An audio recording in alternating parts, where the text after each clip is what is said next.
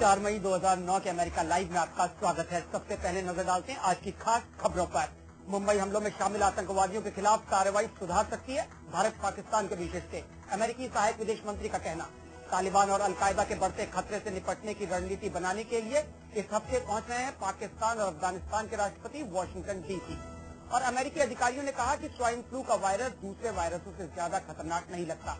America चौकस पर थोड़ी राहत। वॉशिंगटन डीसी से मैं हूं वॉइस ऑफ अमेरिका का दीपक डोभाल। अब खबरें विस्तार से।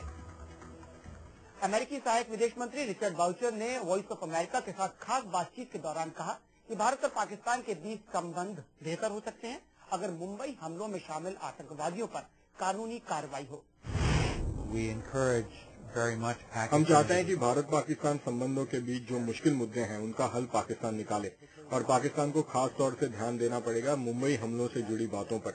इसमें कोई शक नहीं कि दोनों देशों के बीच संबंध तभी बेहतर होंगे जब पाकिस्तान मुंबई हमलों के लिए जिम्मेदार हमलावरों पर कानूनी कार्रवाई करेगा और उन्हें सजा दिलाएगा। हम इस सारी पहल में दोनों देशों का साथ देने को तैयार हैं, लेकिन अमेरिका इसे भारत और पाकिस्तान का आपसी मामला समझता है, इसलिए बीच में नहीं पड़ना चाहता। लेकिन दोनों देशों के बीच संबंधों को बेहतर करने के लिए अमेरिका किसी भी तरह की मदद देने को तैयार है। पाकिस्तानी राष्ट्रपति आसिफ अली जरदारी और अफगानिस्तान के राष्ट्रपति हामिद करजई इस हफ्ते वाशिंगटन डीसी आ रहे हैं। ओबामा प्रशासन दोनों नेताओं के साथ मिलकर पूरे क्षेत्र में स्थिरता बनाए रखने के लिए कारगर रणनीति बनाने की कोशिश कर रहा है। ओबामा सरकार अफगानिस्तान में बिगड़ती स्थिति से काफी चिंतित है। अफगानिस्तान में स्थिरता लाने की पूरी कोशिश अमेरिका कर रहा है। जहां एक और तालिबान का मुकाबला करने के लिए ज्यादा अमेरिकी फौजें भेजी जा रही हैं, वहीं दूसरी ओर आर्थिक सहायता और विकास के कार्यक्रमों को भी तब्दील किया जा रहा है। मौजूदा अफगानी सरकार को और कार्यक्षम बनाए जाने की जरूरत पर भी अमेरिकी अधिकारी जोर दे रहे हैं, लेकिन साथ ही प्रशासन ये भी मानता है कि अफगानिस्तान की सुरक्षा के लिए पाकिस्तान का साथ भी जरूरी है। खतरा दोनों देशों को है। पाकिस्तान और अफगानिस्तान के सीमावर्ती क्षेत्रों में कुछ गुट है जो दोनों देशों में आतंक फैला रहे हैं। पाकिस्तान में वो मेरठ होटल या लाहौर में बम धमाके करवाते हैं, तो दूसरी ओर काबुल में भारतीय दूतावास और दूसरी जगहों पर आत्मघाती हमलावर भेजते हैं। तो ऐसे गुटों पर दोनों देशों द्वारा कार्रवाई होनी चाहिए और एक समूची नीति होनी चाहिए। दोनों देशों के राष्ट्रपति भी यही मांग कर रहे हैं।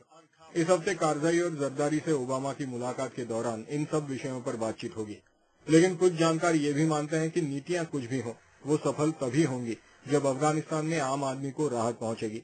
Afghans need a stable government. Afghan जनता एक स्थिर सरकार चाहती है, सुरक्षा चाहती है, रोजगार चाहती है। 50% से भी ज्यादा अफगान नागरिक बेरोजगार हैं और जिस देश की 50% आबादी बेरोजगार हो वहाँ गड़बड़ी तो होगी ही। तो अफगानिस्तान का आम आदमी सिर्फ 2 ही चीजें चाहता है और वो है सुरक्षा और आर्थिक विकास। राय ये भी है कि अफगानिस्तान में मौजूदा सरकार आम लोगों को राहत पहुंचाने में नाकाम रही है।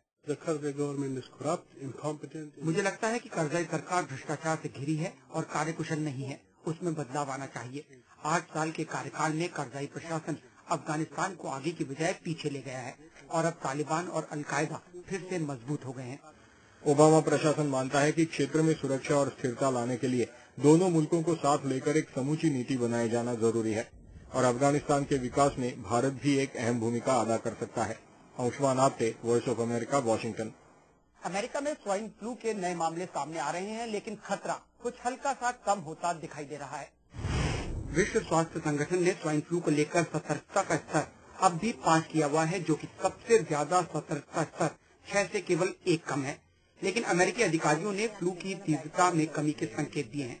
अमेरिका के सेंटर फॉर डिजीज कंट्रोल के कार्यकारी निदेशक के मुताबिक इस फ्लू का वायरस इतना खतरनाक नहीं है जितना पहले समझा जा रहा था। मेक्सिको, जहां से ये बीमारी शुरू हुई थी, वहां के स्वास्थ्य मंत्री ने भी कहा है कि अब फ्लू से बीमार लोगों की संख्या इतनी तेजी से नहीं बढ़ रही है। सर्दियां खत्म होने के साथ अमेरिका में फ्लू का मौसम भी खत्म हो जाता है। इसलिए डॉक्टरों का मानना है कि मौसम की वजह से कुछ हद तक इस वायरस से होने वाले फ्लू पर काबू पा लेना आसान होगा। अब तो फ्लू का सीजन भी नहीं रहा और शायद सीजन के बाद इस वायरस पर पूरी तरह से काबू पा लिया जा सकेगा और फिर लोगों को इस बारे में चिंता करने की कोई जरूरत नहीं होगी। लेकिन ये सब तो समय ही बताएगा। इतवार देर शाम तक दुनिया भर में करीब 900 लोगों के स्वाइन फ्लू से ग्रसित होने की खबर थी, जिसमें से करीब 200 मामले अमेरिका में पाए गए। Manisha Alamchandani, voice of America. इस खबर को आप विस्तार से हमारी वेबसाइट www.voasamachaar.com पर देख सकते हैं, साथ ही पूरा अमेरिका लाइव भी। अमेरिका की बड़ी खबरों के साथ हम कल आपसे फिर मिलेंगे। नमस्कार।